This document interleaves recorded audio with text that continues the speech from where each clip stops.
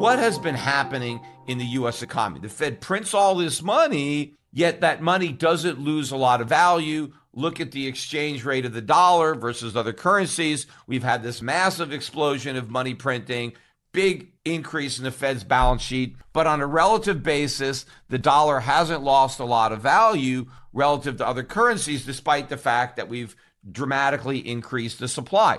Imagine if the United States existed as an island. We didn't trade with any other nation. So any money the Federal Reserve printed just stayed within our borders. It didn't go anywhere, right? And so the only stuff you could buy with the money the Fed printed was the stuff that we made here domestically, because that was the only source of goods. Well, obviously the effect would have been much different, because if the Fed prints a bunch of money and we don't have any stuff, we're not producing, we don't have factories making stuff, then the prices are obviously going to go way up. But there was kind of like an escape valve that allowed the Fed to print a lot of money and it not push up the price of goods. And that was the fact that we have a whole world out there that was able to produce the goods that the U.S. economy couldn't. And we were able to take all the money that the Federal Reserve printed and then use that money to buy all those goods that were made outside the United States.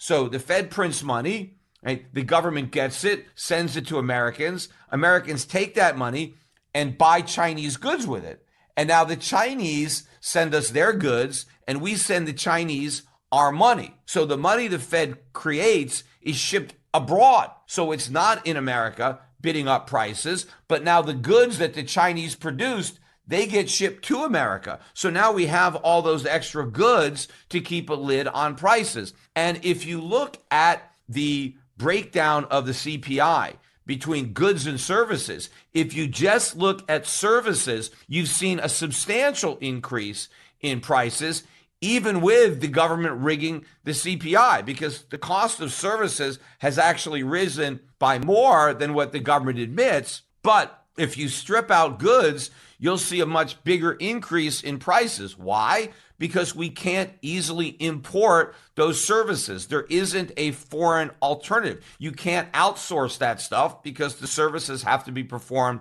locally. But when it comes to goods, more and more goods have been outsourced to cheaper production economies like China. And so that's kept the lid on goods prices. And so when you average the goods prices with the service prices, that's kept the measured rate of inflation lower. I mean, think about the low production costs in a country like China, which, 20 years ago, they were just starting out. They went through a long period of time where they had a communist system, not just in name, but in practice. And so you had a lot of very poor people. And as they began to embrace capitalism, wages started at a very low level. And of course, they didn't have a lot of the rules and regulations that we had. They didn't have all these environmental protections. And so the cost of manufacturing and the cost of labor, capital was all much lower in a country like China. And so we were able to outsource that production in order to keep costs down, even as the Federal Reserve was printing money. And of course, the money that we were printing, we were sending abroad. See, now normally this wouldn't work, because if you ran a big trade deficit like the one the U.S. is running, your currency would crash, because your trading partners would have all this currency, but they'd have nothing to buy, because the whole purpose of trade is that you export to import. You have a concept of comparative advantage. And if, as a nation, there are certain things that you can produce efficiently, and there are other things that you can't, rather than producing everything, you produce just what you can make efficiently, and then you trade that for the things that you don't produce efficiently, because maybe your trading partner can produce that more efficiently. And so by everybody concentrating on what they make efficiently and then trading, everybody ends up with more stuff, higher living standards, lower prices.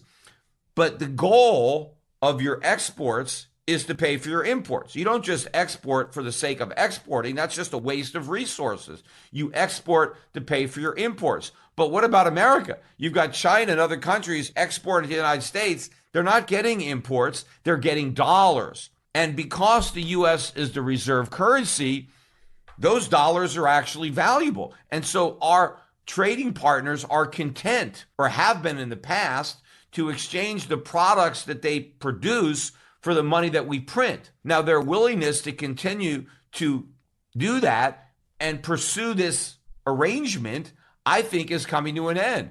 I think the world is going to tire of exchanging real goods for our paper, especially when they understand how much less that paper is going to be worth in the future than it is now, when they realize the box that the Fed is in with respect to its ability to control inflation, and the fact that government deficits are going to keep on getting bigger and bigger and bigger, putting more and more pressure on the Federal Reserve to monetize those deficits. And in fact, the reason that the deficits were able to get so big in the first place was because of this arrangement, because foreigners were willing to hold on to our U.S. treasuries and keep interest rates artificially low. That emboldened the government to go even deeper into debt, because normally a government that was this profligate would be punished by higher interest rates, and that punishment would change their behavior and cause more fiscal responsibility. But we never got punished, and as a result of that, we continue to pursue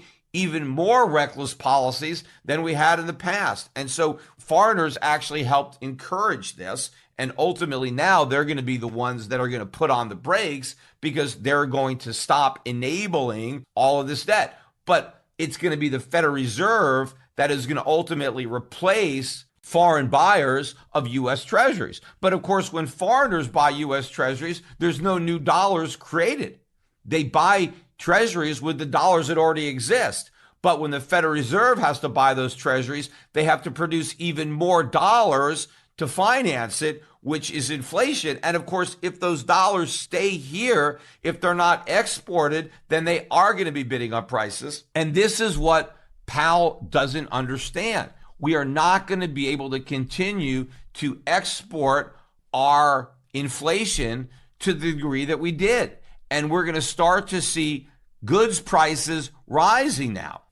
And of course, even if the Fed hadn't increased the pace of its money printing, the benefits of outsourcing our production to countries like China was bound to diminish over time as Chinese wages go up, as production costs go up. There is less of a benefit of continuing to shift production abroad. And of course, as we've shifted more and more production abroad, there's less incremental benefit from shifting more. See, in the early days of outsourcing, we got a lot of bang for the buck, but over time, that impact is lessened. And so the benefit that we got of having our consumer prices reduced as a result of that is also getting diminished. So it was going to happen anyway, but we've now dramatically accelerated it.